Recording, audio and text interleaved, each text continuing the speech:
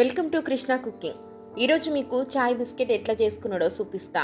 చాయ్లో ముంచుకొని తినడానికి స్నాక్స్ లెక్క ఎంత మంచిగా ఉంటాయో. పొరలు పొరలు కరకరలాడుతా మస్తు మంచిగా ఉంటాయి. తింటా అంటే ఇంకా ఇంకా తినబుద్ధి అవుతుంది. ఇంకెందుకు లేటు, ఎట్లా చేసుకున్నాడో చూపిస్తా పాండ్రి. ముందుగాల 2 కప్పుల మైదా పిండి తీసుకోవాలి. అందులో 1/2 స్పూన్ ఉప్పు, ఓమా, 2 స్పూన్ల ఆయిల్ వేసుకొని అన్నీ కలిసేటట్టు మంచిగా కలుపుకోవాలి. కొంచెం కొంచెం నీళ్లు పోసుకుంటా పిండి సాఫ్ట్గా కలుపుకోవాలి. ఇక కలుపుకున్న పిండిని అర్ధగంట పక్కకు పెట్టుకోవాలి.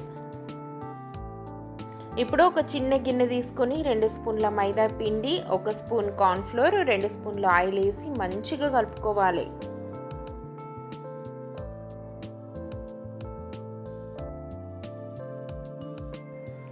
అరగంట తర్వాత కలుపుకున్న పిండిని 4 భాగాలు చేసుకోవాలి. మంచిగా పొడి పిండి జల్లుకుంటా గుండ్రంగా ఒత్తుకోవాలి. ఇక 4 రొట్టెలు చేసుకున్న తర్వాత ఒకదాని మీద ఒకటి వేసుకోవాలి. ఒకదాని మీద ఒకటి వేసుకునేటప్పుడు కలుపుకున్న మైదా పిండి బ్యాటర్ని మంచిగా మొత్తం అప్లై చేసుకొని ఒకదాని మీద ఒకటి వేసుకోవాలి. ఒకదాని మీద ఒకటి వేసుకున్నాక మంచిగా నేను చూపిస్తున్న విధంగా మలుసుకోవాలి. మొత్తం స్క్వేర్ షేప్లో మలుసుకున్నాక పొడిపిండి జల్లుకొని వెడల్పుగా చేసుకోవాలి. కొంత మందంగానే ఒత్తుకోవాలి. ఇప్పుడు మీడియం సైజులో అన్నింటినీ మంచిగా కట్ చేసుకోవాలి.